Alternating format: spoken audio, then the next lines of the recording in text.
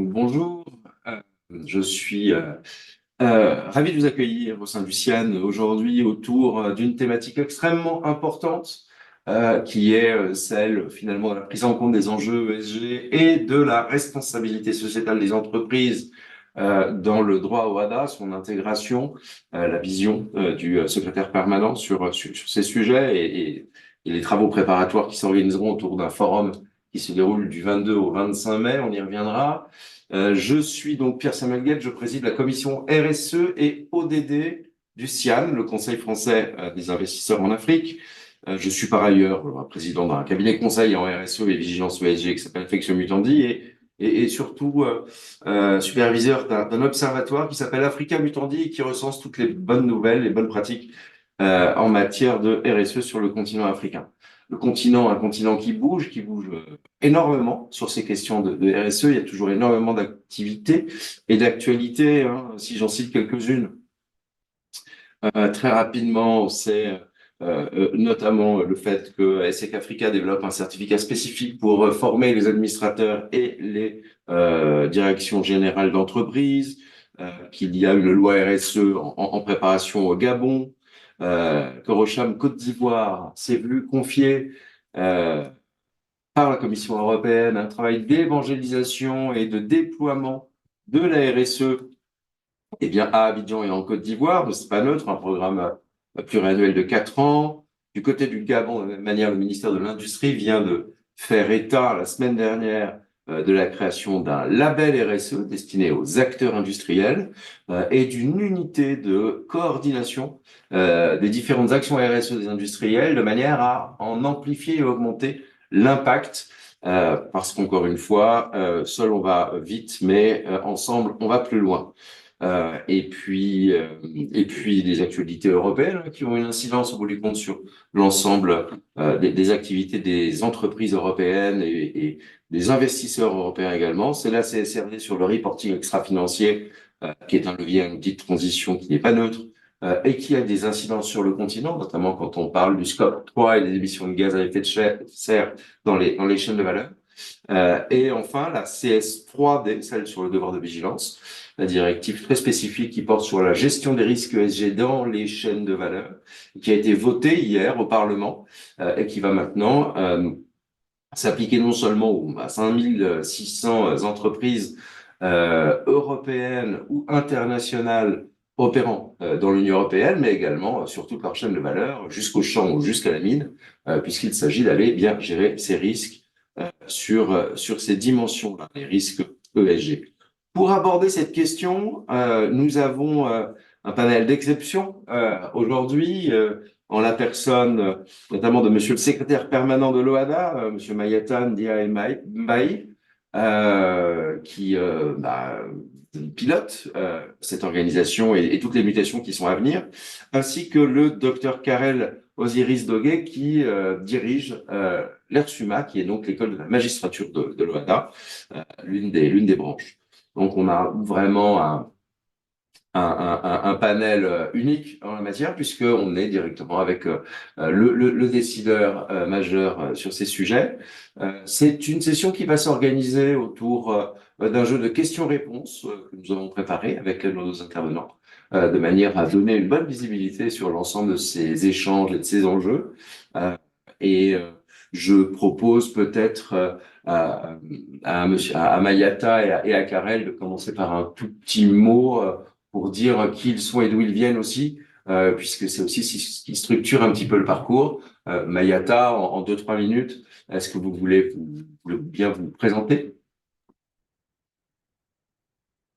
Merci beaucoup, mon cher Chaniel. Bonjour à tous. Bonjour, monsieur le DG de l'ERSIMA. Je, je suis le professeur Mayata Ndiaye Mbaye, hein. Je suis professeur d'université. Je suis de l'université Cheikh Anta Diop de Dakar. Et en 2017, j'ai intégré l'organisation en qualité de directeur général de l'École régionale supérieure de la magistrature. Et depuis septembre dernier, de septembre 2023, je suis le secrétaire permanent de l'organisation. Je me réjouis de partager avec vous ces moments de discussion, de réflexion, d'échange et surtout d'orientation. Parce que ça nous permet nécessairement d'identifier les meilleures options possibles et d'avancer sur des bases qui sont vraiment solides et qui peuvent nous permettre effectivement de prendre en charge ces enjeux importants pour l'humanité. Voilà, donc voilà les quelques petits mots que je voudrais dire en prélude de nos échanges sur la RSE et sur les ODD. Merci. Merci, merci, professeur. Docteur Karel Dog. Merci, Pierre Samuel, monsieur le secrétaire permanent. Merci de nous recevoir durant ce webinaire autour de la responsabilité sociétale des entreprises, cher Pierre Samuel.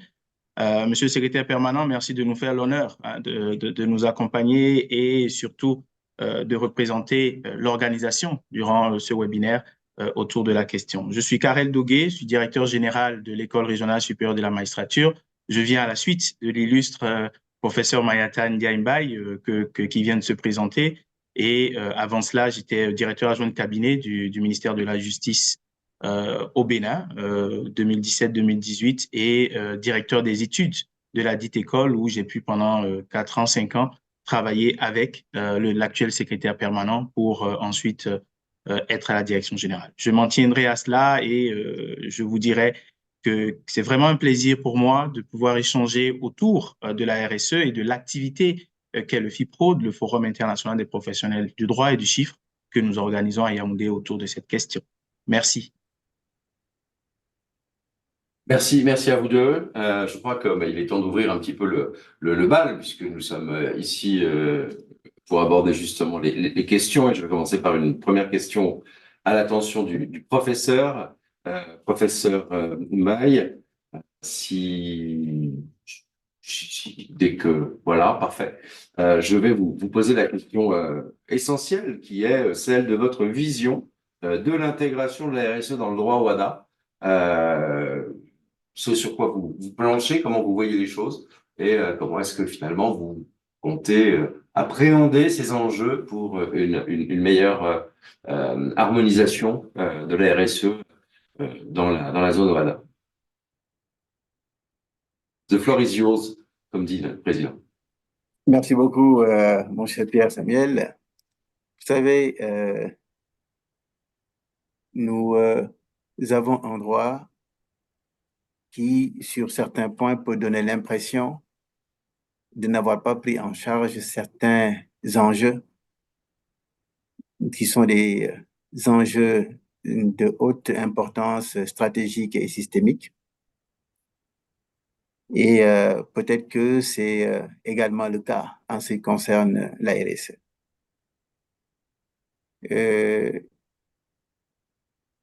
La RSE, aujourd'hui bien soutenue ensuite avec les 17 objectifs de développement durable, devient de plus en plus une bonne pratique qui est adoptée par l'ensemble des entreprises, d'une manière générale. Et c'est la raison pour laquelle, d'ailleurs, ça intègre fortement la gouvernance des entreprises et les bonnes pratiques de gouvernance d'entreprise. Maintenant, quand on s'intéresse au droit au WADA, le droit au WADA, sa particularité, c'est que tout le dispositif ne s'accompagne pas des principes qui orientent les dispositions qui suivent et qui ont été adoptées. Et c'est pour cela que parfois, l'interprétation peut donner l'impression que nous avons un droit qui ne s'intéresse pas à la RSE. Vous savez, du point de vue légistique, la loi commence toujours par un exposé des motifs. Un décret commence toujours par une présentation du décret. Et les deux donne à chaque fois, même si on s'intéresse au traité, on va dire il y a le préambule. Une convention internationale, il y a toujours un préambule. Quand on regarde bien, c'est là où se trouve la teneur de la philosophie des dispositions qui vont suivre. Ce qui n'existe pas pour nos actes uniformes. Ça n'existe pas pour nos actes uniformes et très facilement, on peut donner l'impression de ne pas nous être intéressés à des enjeux de taille. Et s'y ajoute le fait que notre organisation n'a pas encore l'habitude de publier les travaux préparatoires de ses propres textes. Les questions sociales, environnementales, les questions qui sont liées à la lutte contre la pauvreté, les questions qui sont liées au changement climatique, les questions qui sont liées à la participation des entreprises à la vie de la communauté. Eh bien, toutes ces questions-là ont toujours été discutées dans les actes uniformes que nous étions en train d'adopter. Je dis bien, les questions elles-mêmes ne sont pas du tout inconnues de l'OHADA. Ce sont des questions qui sont sur la table, qui sont toujours discutées lorsque nous prenons des actes uniformes. Rien que l'acte uniforme sur le droit commercial général, le statut d'entrepreneur est issu d'une logique très claire. Nous voulons augmenter les emplois, nous voulons renforcer l'employabilité des jeunes, nous voulons réduire la pauvreté. Quand on s'intéresse à l'acte uniforme sur les sociétés coopératives, même logique. Nous voyons que plusieurs paramètres, je dis bien plusieurs paramètres qui sont pris en compte par la RSE étaient des enjeux de taille lorsque nous adoptions cet acte uniforme en 2010. Quand nous regardons l'acte uniforme sur les sociétés commerciales, l'intégration de la gouvernance de manière expresse permet de nous dire que nous nous intéressons à la RSE et à la volonté donc de l'organisation de pousser les entreprises à aller vers la prise en compte, en tout cas, de l'ensemble de ces objectifs de développement durable. Même chose pour l'acte uniforme sur les procédures collectives d'appuiement du passif. Alors là où on le sent le plus, c'est lorsque l'OHADA prévoit dans son acte uniforme sur le droit comptable et l'information financière, prévoit d'intégrer l'obligation de mettre à disposition des informations non financières avec la note 35. Et à ce niveau, si on regarde le contenu de cette notion, de cette note 35 qui est attendue, bon, je vais rapidement regarder, hein, il y a au niveau de cette présentation la liste des informations sociales, environnementales et sociales qui sont à fournir par chaque entreprise. Et au niveau des informations sociales, ça concerne l'emploi, ça concerne les relations sociales, ça concerne la santé, ça concerne la sécurité, ça concerne la formation, ça concerne l'égalité de traitement. Des enjeux qui correspondent exactement aux objectifs de développement durable. Quand on s'intéresse aux informations environnementales, la politique générale en matière environnementale pour chacune des entreprises qui est déclinée, la pollution, donc la politique liée à la pollution et la gestion des déchets, l'utilisation durable des ressources, le changement climatique, la protection de la biodiversité. Donc, nous sommes, concernant les informations environnementales, devant un droit OHADA qui a déjà pris en compte les paramètres qui sont en train d'être discutés au niveau de la RSE. La deuxième catégorie d'informations Ce sont des informations qui sont relatives aux enjeux, aux engagements sociétaux en faveur du développement durable. Et là, le législateur demande que l'on fournisse des informations sur l'impact territorial, économique et social de l'activité de la société, sur les relations entretenues avec les personnes ou les organisations intéressées par l'activité de la société, que ce soit des associations d'insertion ou des établissements d'enseignement, mais aussi tout ce qui est fait avec les sous-traitants, les fournisseurs. Donc, nous voyons bien que la RSE n'est pas inconnue de l'OHADA.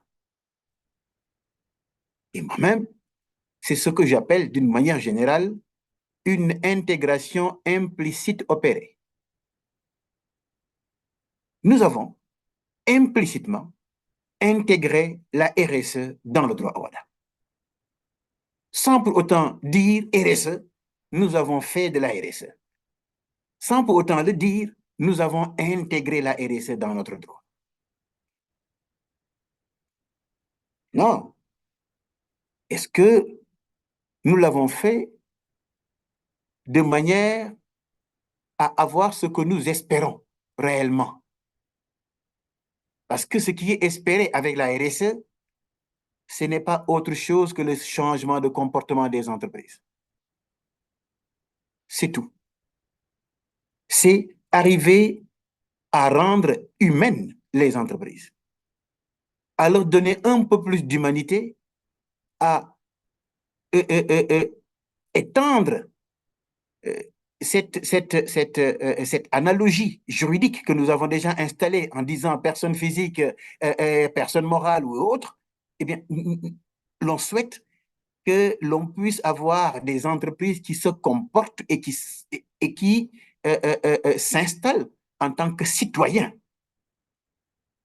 dans le système. Et c'est peut-être bien ça qui manque.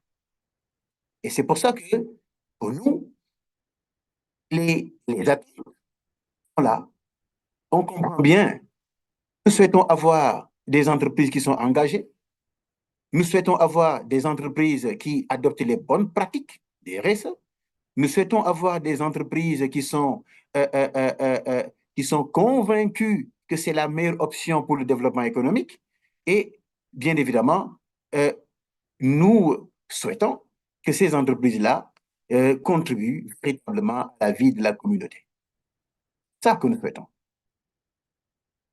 Est-ce que ce que nous avons fait en intégrant dans le dispositif que nous étions en train d'adopter, dans des multiples actes uniformes, les enjeux des RSE, et en sollicitant l'information sur ce qui a pu être fait par l'entreprise à la fin de chaque année. Est-ce que cela seul suffit? Est-ce que cela seul suffit pour dire que la RSE est effectivement intégrée dans le droit OHADA? C'est ça la question. C'est est-ce que, finalement, il ne faudrait pas voir dans quelle mesure avancer et quitter l'intégration de la RSE qui est implicite aujourd'hui et qui est opérée vers une intégration explicite. Une intégration explicite qui donne plus de place, plus de valeur, plus de portée à la RSE que nous souhaitons valoriser pour renforcer notre système de développement économique qui ne devrait pas écarter, bien évidemment, le social et l'environnemental. Voilà ce que je peux dire sur cette question pour l'instant. Merci beaucoup, mon cher Pierre. Merci, merci professeur, merci pour ce retour et j'en conclus la volonté d'avancer, de travailler sur un axe de reporting extra-financier et d'aller peut-être en synthèse sur un déploiement plus large de cette note 35 qui pour le moment est agrafée à l'alias fiscal mais qui n'est pas accessible. Très, très, très intéressant et très important, hein, puisque vous savez bien que l'Europe avance aussi de ce côté-là, et c'est l'un des vrais, véritables leviers levier de progrès. Quels sont, de votre point de vue, les facteurs de succès pour arriver à cela? Qu'est-ce que vous attendez peut-être des acteurs? Qu'est-ce qui peut être apporté à la fois par les professionnels du chiffre et du droit, mais également qu'ils soient experts externes ou dans l'entreprise? Voilà, quel est le job mission pour chacun? Bon, je pense hein, que d'une manière générale, avec juste le speech que nous avons entendu tout à l'heure, cela montre que des États sont en train déjà d'avancer. Euh, euh, euh, en Angleterre, pour l'instant, que il serait bien d'envisager d'aller beaucoup plus loin. Mais je sais que du point de vue de cette, de ce changement de comportement, de cette conduite vers le changement de comportement des entreprises, la bonne question, c'est d'abord, est-ce que nous avons besoin de renforcer le dispositif avant d'en arriver aux actions? Est-ce que nous avons besoin de renforcer le dispositif? Si nous nous disons que nous avons besoin de renforcer le dispositif et aller au-delà de ce que nous avons déjà, ce que nous avons déjà à titre de rappel, c'est que dans l'esprit, ça y figure dans les actes uniformes et à, à l'extérieur, donc en aval, on sollicite des entreprises une information sur ce qu'ils ont pu faire sur toutes ces questions. C'est ça que nous avons aujourd'hui. Est-ce que nous allons plus loin? Aller plus loin, c'est être peut-être bien un peu plus rigoureux. Mais est-ce que nous pourrons être un peu plus rigoureux? Est-ce que la RSE, du point de vue logistique, du point de vue de la maîtrise euh, de son application, de son respect, est-ce que la RSE devrait faire l'objet d'un acte uniforme? Est-ce que si on retient cette orientation, est-ce que le droit dur, est-ce que le droit dur est un droit qui est adapté à la RSE pour son efficacité? L'on voit que dans tous les États, on ne raisonne pas de cette manière. On considère encore que la RSE est un droit mou, même si on pense à une juridisation ou à une juridicialisation, mais Souple. on n'y est pas. Un droit souple, un droit souple. Un droit mou, c'est pas très gentil. Un droit souple. Bon, c'est l'expression que vous souhaitez. Je Ouais. préfère l'utiliser. Il n'y a pas de problème.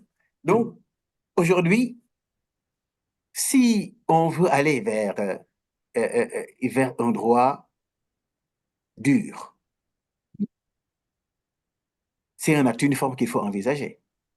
Si par contre, nous envisageons d'aller vers un droit souple, comme vous le dites, est-ce que le support normatif unique que nous avons en droit au WADA est adapté à ce type de droit?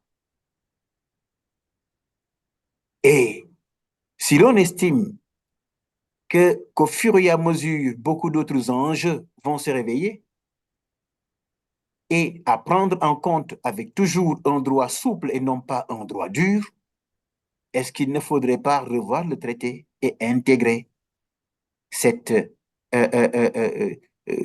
cette nouvelle nomenclature de dispositions qui pourraient être prises par l'OADA et qui pourraient prendre en charge ces nouveaux enjeux? Donc, c'est d'abord régler la question du support normatif. Si on envisage une intégration explicite, est-ce qu'on intègre dans les actes uniformes actuels, en rendant visible l'orientation initiale qui nous animait hier lorsque l'on adoptait ces actes uniformes? Ou est-ce qu'on adopte un acte uniforme autonome? Ou est-ce que l'acte uniforme étant trop lourd et étant du droit dur essentiellement, est-ce qu'il ne faudrait pas opter pour un instrument normatif spécifique pour prendre en charge les enjeux pour lesquels une réglementation dure ne serait pas indiquée, une réglementation souple serait plus appropriée? C'est ça ma question. Bon, professeur, bien Deuxième, évidemment. Ah, pardon. ça, c'est ce que l'OHADA doit faire. Ça, c'est ce que l'OHADA doit faire. Cette réflexion autour de comment le faire. Comment l'intégrer de manière explicite si on choisit l'option de l'intégration explicite. Quand nous regardons le reste, eh bien, tous les acteurs que vous avez cités, mais sont des acteurs qui sont essentiels. Parce que, comme je le disais tout à l'heure, la RSE, sa vie, son efficacité, sa performance, son efficience, tout ça, c'est fondé sur le changement de comportement. Si c'est fondé sur le changement de comportement, il faut beaucoup de renforcement de capacité. Il faut renforcer l'expertise. Il faut renforcer la sensibilisation. Il faut renforcer la vulgarisation. Il faut d'une manière générale assurer mettre en place une politique de promotion de la RSE. Et cette politique de promotion de la RSE justifie d'ailleurs que nous commencions à nous intéresser à la RSE avec le FIPROD, le Forum international des professionnels du droit, où nous avons choisi de réfléchir sur la RSE. Mais l'idée dans cela ne devrait pas être de nous intéresser à l'OHADA seulement. Et c'est pour ça que c'est en Afrique. C'est pour passer en revue le tout, mais surtout voir quelles sont les avancées d'ailleurs qui pourraient être prises en compte dans l'évolution que nous espérons mettre en œuvre au niveau de notre zone. Mais d'une manière générale, vous avez raison, il nous faut beaucoup de sensibilisation, beaucoup de vulgarisation et un renforcement de capacité parce que les professionnels du droit et les professionnels du chiffre doivent s'impliquer fortement dans la mise en œuvre de la RSE au niveau de nos entreprises.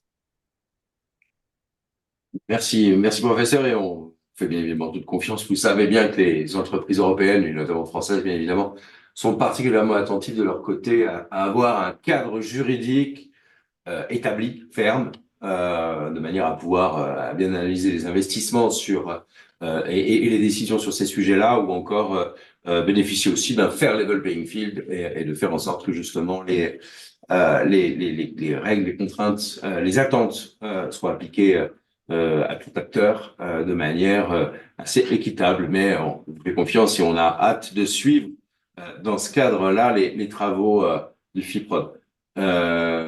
Peut-être une question sur vos attentes de la part des contributions du secteur privé et des partenaires techniques et financiers sur ces questions-là, sur ces enjeux-là, avant d'aborder peut-être avec le Dr Dog, l'organisation du FIPROD en tant que telle.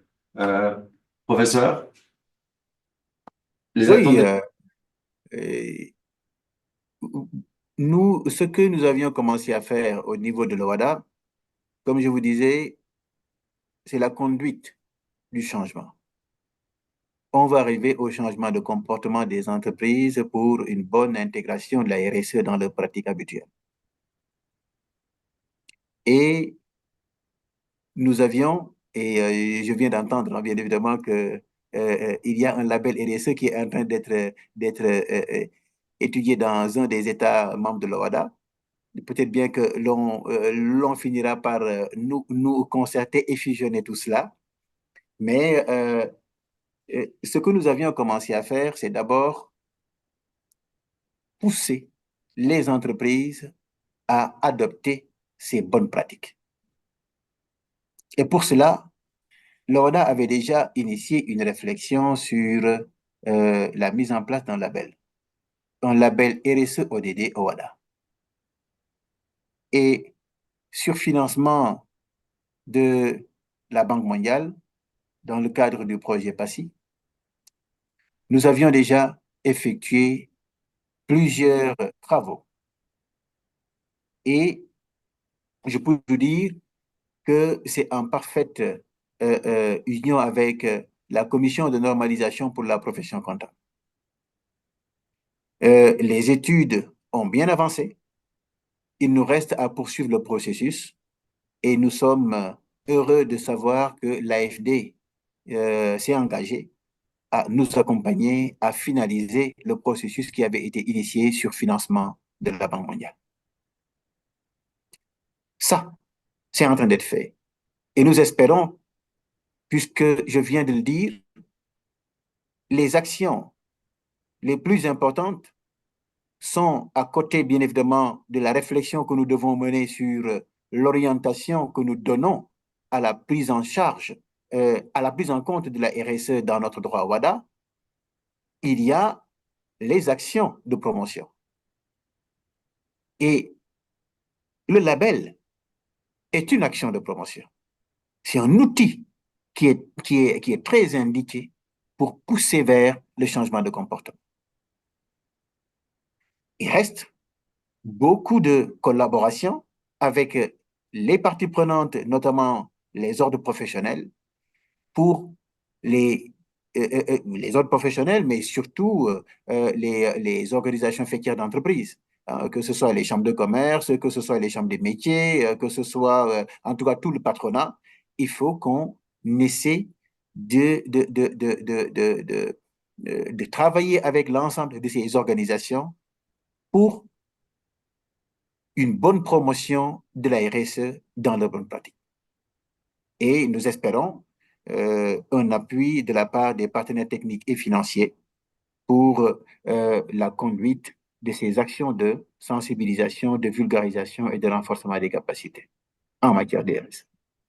Voilà ce que je peux dire rapidement sur ce que nous aurions espéré avoir, en tout cas à titre d'appui. Et les réflexions qui sont menées autour de l'évaluation de la RSE, du moins de la pratique de la RSE dans les entreprises pourraient peut-être bien être envisagées à titre de projet de recherche pour analyser un tout petit peu ce qui est déjà fait par certaines entreprises et si on estime bien évidemment que la note 35 n'existe que dans notre acte uniforme et dans notre système comptable, ça pose effectivement un problème. Ça veut dire qu'aucune des entreprises n'informe de manière véritable sur ces pratiques en lien avec la RSE. J'espère bien évidemment qu'on va y arriver avec l'appui des partenaires techniques et financiers. Merci beaucoup, mon cher Pierre Samuel. Merci, professeur. Merci, cher ami. On va aborder un petit peu maintenant la question du FIPROD et je vais me tourner vers le docteur Dog pour aborder justement, notamment, qu'est-ce qui a justifié ce choix du thème de la RSE pour le FIPROD. Pourquoi cette année c'est la RSE? La responsabilité sociétale des entreprises, hein, je précise, puisqu'en fait, il y a souvent des erreurs acronymiques et on parle de responsabilité sociale et environnementale. Bon, la responsabilité sociétale englobe les enjeux environnementaux, sociaux et de gouvernance. Et c'est un point clé. Docteur? Merci, cher Père Samuel. Je pense que le décor a été bien planté avec le secrétaire permanent qui a justement rappelé les questions de gouvernance d'entreprise qui sont au cœur du droit des affaires au WADA. Et qu'est-ce qui a justifié le choix de la RSE pour le FIPROD? L'OADA, on le sait, on le rappelle, ce n'est même plus nécessaire de le rappeler, est l'organisation qui a uniformisé le droit des affaires sur le continent africain pour les 17 États qui en sont membres. Et donc, à partir de ce moment-là, quand on parle de développement durable et qu'on sait que l'entreprise en tant qu'entité économique est au cœur de cette notion de développement économique et de développement durable, intégrant les autres aspects que tu as déjà pu évoquer toi-même, on se rend compte que l'OADA ne pouvait pas faire l'impasse sur le renforcement des capacités des acteurs, puisque, comme cela a été présenté par le secrétaire permanent, les dispositions des actes uniformes de l'OADA présentent déjà des contenus de RSE, intègrent déjà les réalités de RSE. Nous sommes donc partis de ce constat, de ce diagnostic, de cet état des lieux, pour nous rendre compte que la RSE en tant qu'enjeu stratégique et économique pour l'Afrique devait être maîtrisée par les acteurs, quels qu'ils soient, de quel secteur qu'ils soient et à quelque échelle qu'ils se trouvent. Et c'est justement pour pallier cette ignorance de certaines prévisions textuelles, de prévisions de droit souple comme de droit dur qui émaillent les dispositions de l'OHADA que la RSE a été initialement pensée. On a remarqué au-delà de cet aspect qu'il y avait aussi la non-formalisation par certaines entreprises de leur démarche RSE qui parfois existent, mais ne sont pas formalisées. Et donc, la RSE n'est pas, enfin, le FIPROD a été envisagé non pas seulement dans cet aspect de renforcement de capacité des acteurs, mais également dans cet aspect d'accompagnement des acteurs dans une démarche pratique, concrète de formalisation de leur démarche RSE. On connaît aujourd'hui les importants bénéfices pour une entreprise d'intégrer le concept de RSE et la démarche et la dynamique RSE, justement à l'échelle interne par rapport à l'amélioration de son flux économique et de l'impact qu'il crée à long terme. Mais on sait aussi à l'échelle macro que la RSE est une opportunité pour le continent, aussi bien pour ces entités économiques privées que pour l'État face à ces recettes publiques qui sont pour de nombreux États africains fragiles. Et donc, le choix de ce thème de responsabilité sociétale d'entreprise vient contribuer significativement pour les acteurs qui vont participer à ce forum à permettre d'intégrer la démarche et redorer l'image de leur entreprise et ce faisant, redorer l'image de l'économie africaine de manière générale. Bien entendu, le FIPROD se donne comme objectif aussi, et c'est ça qui justifie le choix, d'accompagner le processus multidimensionnel de RSE en Afrique. C'est essentiellement ces éléments-là qui ont justifié que nous ayons choisi le thème de la responsabilité sociétale des entreprises dans ces aspects de renforcement de capacité, mais également d'accompagnement pratique des acteurs, tous secteurs confondus. Merci, Pierre Samuel. Très bien, c'est en effet très dense. Et la question que je me posais ensuite, c'était un petit peu les attendus, les résultats que vous espérez à l'issue de ce forum. Quelles sont presque les grandes conclusions ou les orientations que vous attendez sur telle thématique en tout cas?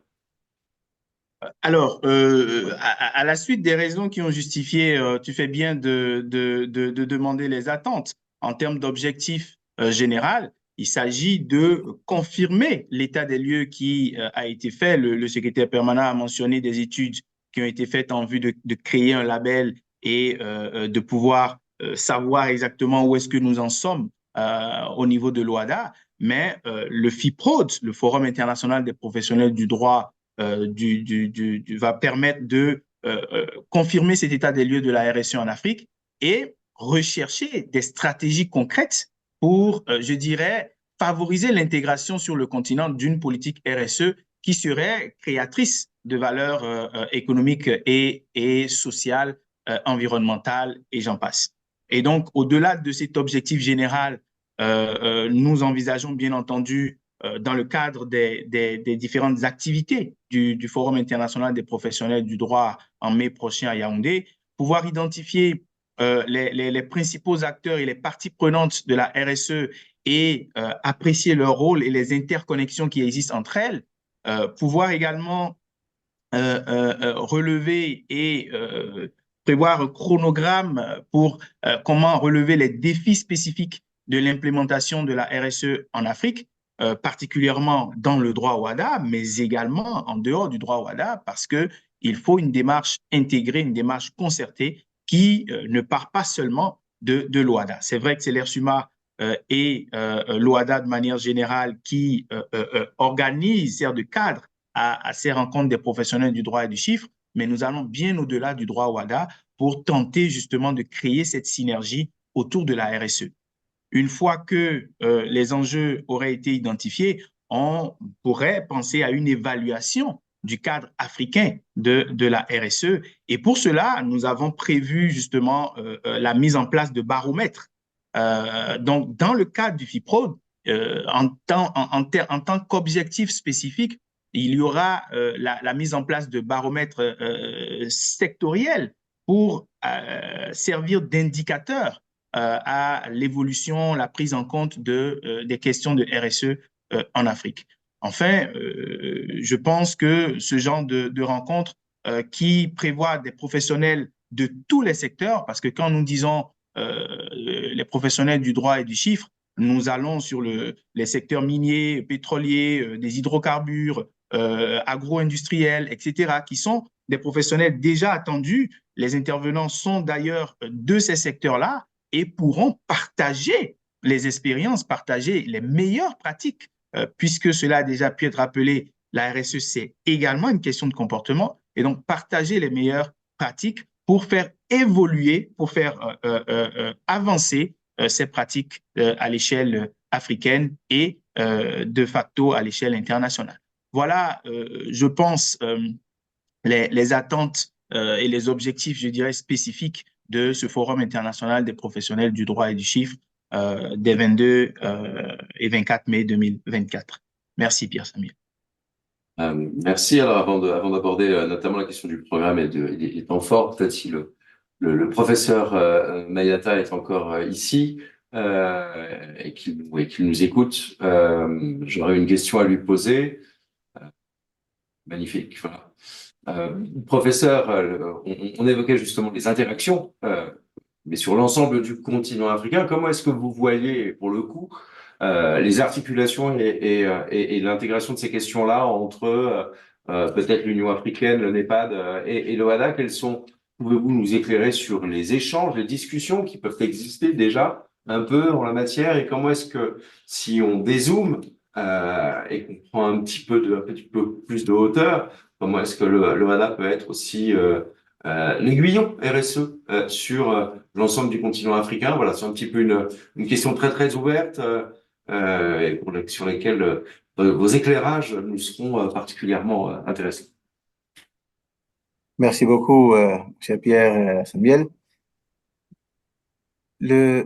L'Organisation pour l'harmonisation de l'Afrique des affaires, dans son préambule de traité, prévoit contribuer à l'intégration africaine. Imaginez. Et c'est pour ça déjà que c'est une organisation qui est ouverte à l'ensemble des États membres de l'Union africaine, et même les États africains qui ne sont pas membres de l'Union africaine peuvent être invités à devenir membres de l'organisation. D'accord. Donc, le cadre fédérateur est déjà disponible avec simplement le traité. Le même traité dit que l'organisation doit devenir un membre observateur de l'Union africaine. C'est vrai, ça n'a pas été fait depuis 1993, mais les démarches ont été déjà entreprises. Dès que nous nous sommes installés, le premier mois a été un mois où le premier courrier qui est sorti, c'est un courrier qui est lié à cette qualité de membre observateur, qui est expressément indiqué dans le traité et qui nous demande donc de mettre en œuvre toutes les diligences pour arriver à obtenir cela. Le Conseil des ministres nous a demandé de fortement travailler avec l'ASLECAF pour contribuer à cette volonté de rapprochement économique entre les États de l'Afrique.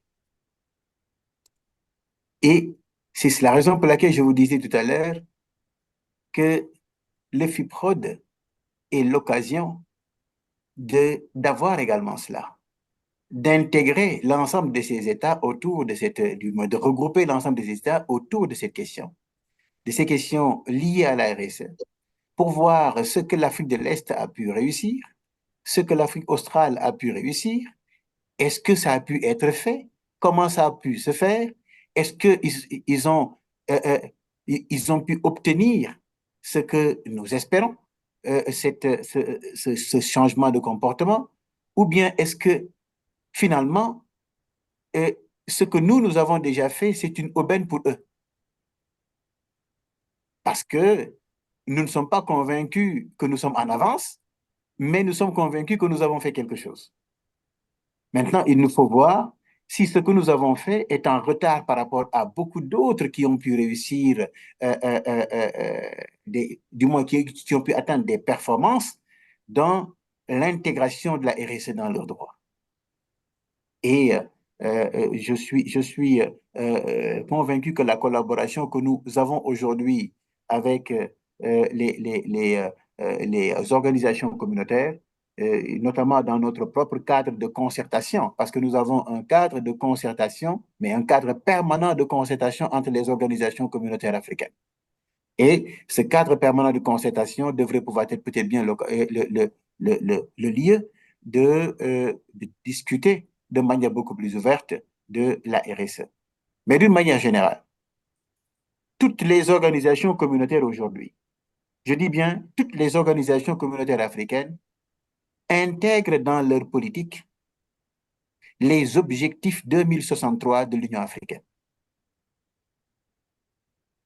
Et donc, si ces objectifs 2063 de l'Union africaine sont intégrés dans nos réflexions, dans nos actions, dans nos orientations, eh bien, on finira peut-être bien à avoir quelque chose de plus ou moins homogène, mais au moins la RSE ne sera pas laissée de côté parce que ça fait partie des objectifs qui sont poursuivis par l'Union africaine. Voilà rapidement ce que je peux dire sur ces questions. Merci, merci beaucoup, professeur. Ça me fait penser que je dois me rappeler d'aller étudier la définition de la RSE dans le cadre de l'Union africaine et des objectifs 2063. Je vais tâcher à faire ces travaux aussi, hein, puisqu'on a toujours des choses à apprendre au quotidien. Je vais me retourner vers le Dr Dog pour parler de manière peut-être un peu plus pratique, pratico-pratique et opérationnelle du forum, et notamment de son programme, de ces temps forts, des premiers intervenants identifiés et confirmés. Est-ce que vous pouvez nous faire vivre ce FIPROD avant qu'il ne se tienne et nous donner envie de venir? Alors, merci Pierre-Samuel. Je ne suis pas certain de pouvoir remplacer toutes les expertises qui sont mobilisées dans le cadre de ce FIPROD-là. Et donc, ce serait vraiment prétentieux de penser pouvoir vous donner autant envie que si vous y êtes. Mais je vais essayer, en tout cas, en mentionnant ces expertises qui nous permettront justement de revenir dans des ateliers et des tables rondes autour de la question de la RSE. Nous avons un atelier qui sera essentiellement basé sur le cadre de la RSE et ses incidences en Afrique, avec bien entendu toi-même, Pierre-Samuel, qui reviendra sur l'importance du Pacte mondial des Nations Unies pour les entreprises africaines dans une approche pratique, pragmatique. Hein, et ça, je sais que les acteurs qui y seront pourront mieux saisir ces éléments-là. Toujours sur cet atelier, nous aurons les questions des directives européennes sur la durabilité et leur impact en Afrique qui seront présentées par Monsieur Jean-Marc Chataignier, qui est l'ambassadeur de l'Union européenne, hein, et qui pourra, au Cameroun, parce que ça s'y passe, qui pourra revenir sur ces aspects-là. Les principes directeurs de l'OCDE seront présentés justement en ce qui concerne les entreprises multinationales sur les aspects relatifs justement à la RSE. Et vous aurez également les questions d'impact en Afrique de la norme canadienne pour la conduite responsable des entreprises à l'étranger qui vont également être présentées dans le cadre de cet atelier numéro 1 pour m'en tenir à cela et pour ce qui est présenté notamment par une experte canadienne qui a également confirmé sa présence, Isabelle Deschamps, pour ne pas la nommer. Nous aurons l'état des lieux de la RSE et la durabilité en Afrique. Et dans cet état des lieux-là, les enjeux justement de l'intégration de la RSE seront abordés par un universitaire de l'Université de Tours qui reviendra justement, Regan Intole, sur ces enjeux-là et rappellera comment pouvoir implémenter et atteindre les objectifs. On aura un baromètre qui nous sera présenté par une structure Doing Good in Africa, DGIA, qui est partenaire également du FIPROD. Et donc, ce sera vraiment de manière pratique. Nous pourrons voir comment est-ce que ce baromètre peut servir d'indicateur et aider justement à atteindre la durabilité au niveau des 500 plus grandes entreprises africaines. Ça existe, c'est en cours de finalisation et on pourra en voir les éléments concrets avec, bien entendu, une experte consultante du cabinet Afrique, RSE et de Doing Good in Africa. Nous aurons également les questions de cadre légal et réglementaire de la RSE, qui, bien entendu, nous sommes avec l'OADA, nous avons des expertises à foison qui viendront en parler. Et comme je le disais déjà, de manière pratique et en lien avec les difficultés de mise en œuvre de la RSE, nous reviendrons sur certaines entreprises du secteur pétrolier, du secteur minier. Nous reviendrons sur des entreprises du secteur pharmaceutique avec des représentants qui sont des acteurs de ces secteurs-là et qui viendront apporter les pratiques qui sont les leurs, les difficultés qu'ils rencontrent et comment ils pourront partager leurs expériences en vue d'améliorer justement les pratiques de RSE. C'est en cela que même la question du reporting extra-financier, la note 35 et tout ce qui a pu être dit viendra être précisé par Michel Mboué-Le Tchoko, qui est un manager du cabinet ABC. Nous aurons également la pratique du secteur des entreprises du télécom, qui sera également importante à connaître.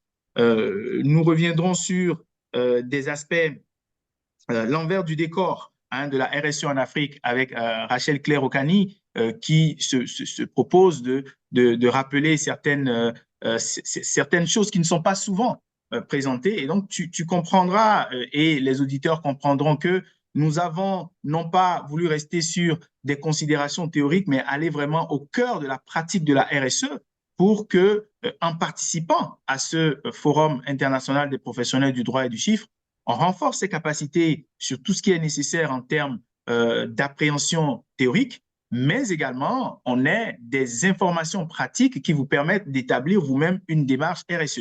Et Thierry Téné de DGIA reviendra sur les défis justement de la mise en œuvre de la RSE en Afrique dans un atelier à la suite du tien.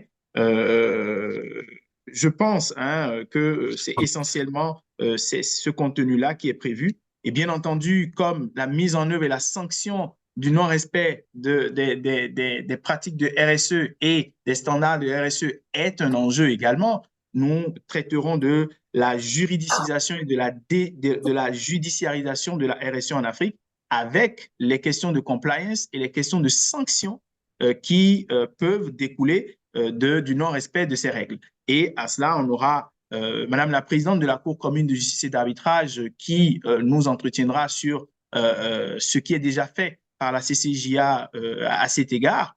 Nous aurons également Huguette Ngassa-Pétillon, qui est avocat au barreau de La Rochelle-Rochefort et du cabinet MGBP Avocat, qui reviendra sur l'efficacité et l'effectivité des recours juridiques pour sanctionner les entreprises non conformes à la RSE. Et donc, ce sont autant de questions qui seront traitées. Je n'ai pas mentionné tous les intervenants, je n'aurais pas pu, ce n'est pas le but, mais ils sont les uns plus talentueux et expérimentés que les autres et il ne faudrait justement pas manquer ce rendez-vous-là. Nous aurons le professeur Charles Moumouni de l'Université Laval, qui est un expert de la gouvernance d'entreprise avec il est le fondateur de l'IPAGEF, l'Institut sur la gouvernance des entreprises financières, et il viendra justement nous faire un exposé pratique inaugural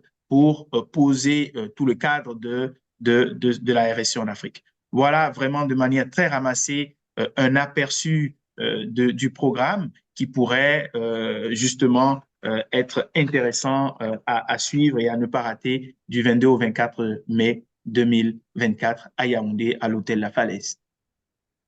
Merci, merci docteur. C'est édifiant et on voit que bon nombre d'experts vont pouvoir se réunir et bon nombre de participants, que ce soit des experts externes du droit ou du chiffre, mais également internes, directeurs juridiques et directeurs administratifs et financiers des entreprises qui opèrent sur le continent africain seront présents et c'est un point clé, un très très heureux mélange justement aussi des acteurs parce que ça va concerner directement, je dirais, des acteurs économiques, pas seulement leurs conseils. Si tu permets, Oui, Pierre Samuel, il y a quand même le rôle de l'État et des institutions dans le renforcement de la RSE en Afrique, qui est un aspect très important, puisque à cet égard, on aura des ministres et des anciens ministres de certains États qui seront présents. Le Gabon, Madagascar seront représentés au niveau ministériel pour apporter les contributions de ces États-là en tant qu'acteurs incontournables de la RSE en Afrique. Je m'en voudrais de ne pas citer Dr Harinirina, qui est justement conseillère spéciale du président de la République de Madagascar, qui sera présente. Elle est une conseillère spéciale justement sur les affaires économiques et de RSE. Elle sera présente pour apporter l'expérience malgache. Christophe Eken de la Chambre de commerce, d'industrie, des mines et de l'artisanat du Cameroun sera représenté. Nous aurons Elena Bodvina, qui chargée des affaires économiques au niveau de United Nations Global Compact, qui sera également présente sur ce panel-là. Je m'en serais voulu de ne pas mentionner cet atelier, ce panel qui est très important dans la mise en œuvre de la RSE.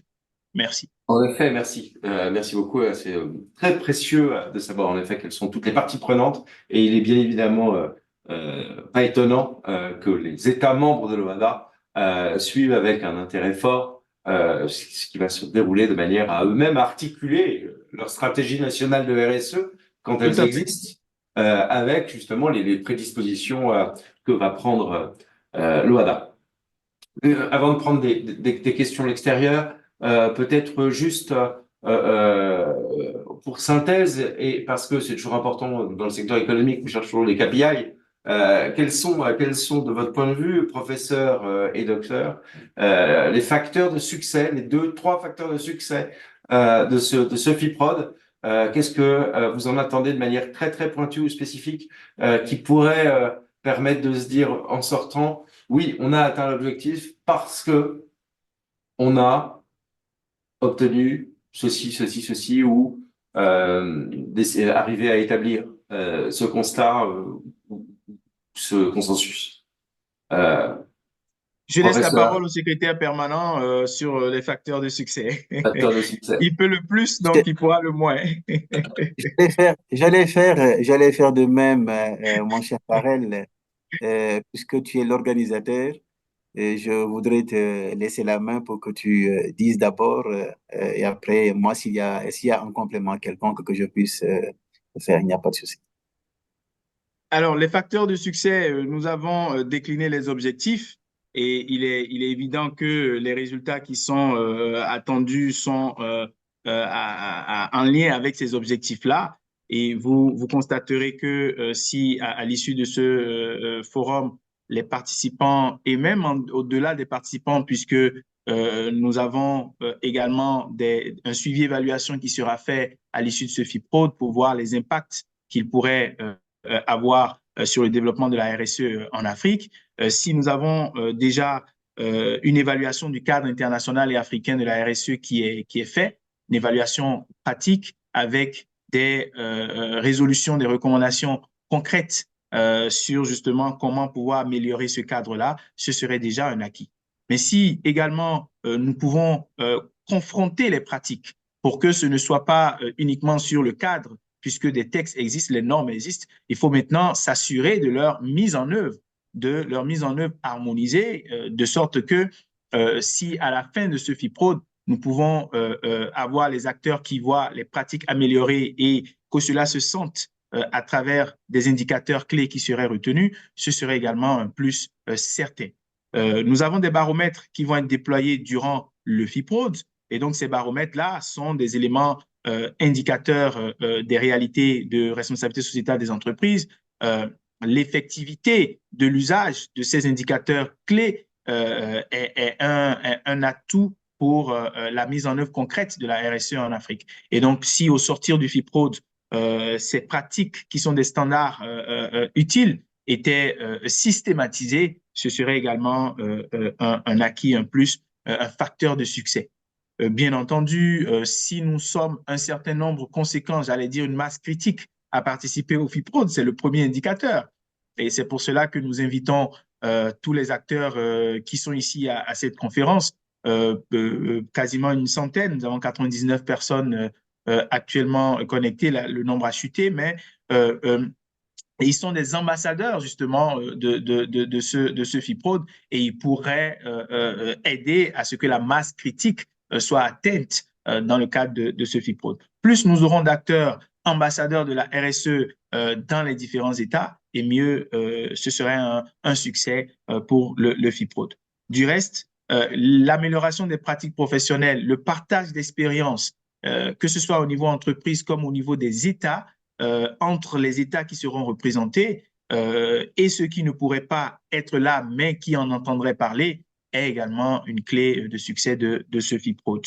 Je sais que le secrétaire permanent abordera les questions peut-être relatives au succès si nous avons des partenaires techniques et financiers comme le CIAN ou encore l'AFD, la Banque mondiale et autres qui participent et apportent leur grain de sel. Je lui laisserai peut-être le mot de fin intégrant ces aspects que je n'ai pas abordés comme clé de succès du FIPROD.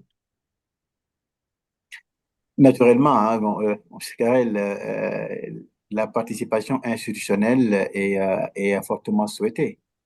Ce qui permet de faire avancer les choses du point de vue philosophique et politique, c'est effectivement la participation des partenaires. Et je le disais à l'entame, l'une des actions de promotion de la RSE dans notre zone et Afrique, eh bien, c'est le Forum international des professionnels du droit en 3e édition qui s'intéresse à cette question. Et si nous avons une forte présence institutionnelle, quand je dis institutionnelle, c'est vraiment large. Les partenaires techniques et financiers sont concernés, les institutions publiques sont concernées, les institutions privées sont concernées. Je disais tout à l'heure tout ce qui est patronat, tout ce qui est chambre de commerce et des métiers, tout ce qui est organisation faîtière d'entreprise, de quelque nature que ce soit, dans quelque secteur que ce soit, mais tous sont bien évidemment appelés à partager avec nous la réflexion et à trouver la meilleure orientation pour le devenir de notre continent, pour le devenir de notre économie, pour le devenir de notre société. Et je suis convaincu que si nous tous nous partageons ces moments-là avec même les organisations communautaires, y compris l'Union africaine qui a été citée tout à l'heure, si l'Union africaine participe, et je rappelle hein, que dans les objectifs, dans l'agenda 2063, effectivement, les objectifs de développement durable tels que retenus par les Nations Unies sont intégrés parmi les objectifs de l'Union africaine. Et donc, si l'Union africaine, en sa qualité d'organisation fédératrice, hein, je dirais de l'ensemble des autres organisations communautaires que nous avons au niveau de notre continent, participent, eh bien, serait vraiment très apprécié et très indiqué. Et les autres organisations communautaires, l'Union africaine, Union monétaire et tous sont bien évidemment attendus pour que ça puisse être un grand succès. J'espère qu'on y parviendra et qu'au sortir de nos travaux, nous pourrons nous dire, nous nous comprenons, voilà, parce qu'il faut d'abord se comprendre, il faut d'abord savoir de quoi il s'agit, il faut ensuite savoir pourquoi on s'y intéresse et il faut enfin définir les actions les mieux concertées possibles pour savoir comment on s'y prend. Voilà peut-être bien les facteurs de succès du FIPROD. Et nous espérons qu'au sortir, en tout cas, de ce FIPROD, l'organisation pourra avoir encore beaucoup plus de visibilité sur les actions futures concernant l'intégration de la RSE dans la pratique des entreprises de l'Afrique. Merci beaucoup. Je crois que l'essentiel a été dit. On a d'ailleurs du coup très très peu de questions qui reviennent, qui remontent. Donc derrière, cela veut bien dire que vous avez pu répondre à bon nombre des sujets. Des questions qui sont parfois de l'ordre au niveau national sur le sujet juridique, mais je crois que l'essentiel est dit peut-être avant de fermer ce webinaire, sauf si d'autres questions émergent. Un mot de la fin, un dernier mot, Karel, puis Mayata pour le mot de la fin. Alors, enfin, je constate qu'il y a quelques questions qui sont posées, mais s'il y a un mot de la Oui, fin, Karel, tu peux y aller, hein? non, je dirais un mot et après je vous laisserai la parole, monsieur le secrétaire permanent, après moi, bien entendu, puisque Ouais, institutionnellement, ouais. c'est ce qui est indiqué. Vous- je pense qu'en termes de mots de fin, ce serait d'inviter, d'inviter massivement les acteurs de la RSE, toutes les personnes qui sont éprises de la RSE en Afrique comme ailleurs, mais également celles qui n'ont pas encore eu l'opportunité, l'occasion de se rendre compte concrètement de comment elles pourraient intégrer les démarches RSE dans leur pratique entrepreneuriale. Ce serait le moment de pouvoir venir à Yaoundé, au Cameroun, à l'hôtel La Falaise, pour justement mieux renforcer ces capacités-là et de manière concrète, de manière pratique, de manière opérationnelle, au contact de ces experts, développer cette démarche. Ce serait le mot de fin en remerciant également Pierre-Samuel Gage et le CIAN et tous ceux qui ont contribué à l'organisation de ce webinaire, notamment Azibert Seïd Al-Gadi également, le directeur de la recherche de l'ERSUMA. Merci. Merci beaucoup. À la suite du directeur général, mon cher Karel, je voudrais d'abord remercier le sien, remercier Pierre Samuel qui a initié et qui a fortement contribué à la réalisation de cette activité. Remercier Monsieur le directeur général pour m'avoir invité à partager ces moments de réflexion et à identifier les perspectives de succès de la prochaine activité que nous envisageons, qui est une activité institutionnelle et qui nous et, et, et, et qui devrait normalement nous permettre de mieux nous orienter pour le futur. Remercier bien évidemment toute l'équipe derrière lui qui l'accompagne dans la mise en œuvre de cette activité, mais également remercier tous les participants. Hein. J'ai vu l'engouement avec les questions que je lisais tout à l'heure. Je vois que l'on a même commencé à anticiper euh, sur plusieurs des questions qui vont être fortement discutées, c'est sûr, lors du FICODE. La judiciarisation, notamment, qui a été relevée tout à l'heure, est une des questions qui a été soulevée ici pour dire que euh, la valeur juridique de la RSE, la portée juridique de la RSE, les sanctions qui pourraient être envisagées, les statistiques qui sont disponibles du point de vue de la pratique actuelle, là où on en est aujourd'hui, est-ce qu'il y a des entreprises qui en font? Est-ce que les entreprises ne font pas beaucoup plus de philanthropie que de RSE? Parce que c'est ça aussi le problème. Beaucoup d'entreprises créent des fondations, des trucs, etc. Mais bon, bref, est-ce que la politique RSE est vraiment ancrée et on est bien orienté par rapport au dispositif qui est aujourd'hui disponible? Est-ce que l'on ne se trompe pas de priorité parfois? Et peut-être bien que c'est le cas. Donc, toutes ces réflexions-là, hein, et je suis en train en même temps de répondre à toutes les questions que j'ai déjà lues. Hein, Exactement. voilà, toutes ces questions vont être effectivement discutées parce qu'on veut évaluer. On veut évaluer l'existant. On veut voir si le changement de comportement que nous sommes en train d'espérer est un changement de comportement qui est déjà réel. Si c'est déjà réel, mais c'est tant mieux. On travaillera beaucoup plus sur la consolidation. On travaillera beaucoup plus sur le maintien du rythme et on veillera à ce que soit étendu, que ce soit massifié et que ce soit généralisé pour que tout le monde puisse se comporter de la même manière. Donc, si c'est possible, oui, pourquoi pas. Si nous sommes devant des professionnels qui maîtrisent déjà, devant des professionnels qui connaissent déjà, devant des professionnels qui pratiquent déjà et qui accompagnent déjà, mais c'est tant mieux. Si, par contre, nous sommes devant des professionnels qui sont en train de chercher à s'initier dans ce domaine, eh bien, ça mérite qu'on les accompagne encore plus. Donc, d'une manière générale, euh, euh, euh, euh, euh, le FIPROD que nous aurons au mois de mai, eh bien, à Yaoundé, nous souhaiterions bien évidemment que vous puissiez tous y participer et que l'on puisse partager enfin les résultats favorables, très positifs que nous aurons au sortir de nos travaux. Je vous remercie, vous tous, de votre participation et salue le fait qu'avec cela, vous êtes déjà des ambassadeurs de la RSE en Afrique. Merci beaucoup.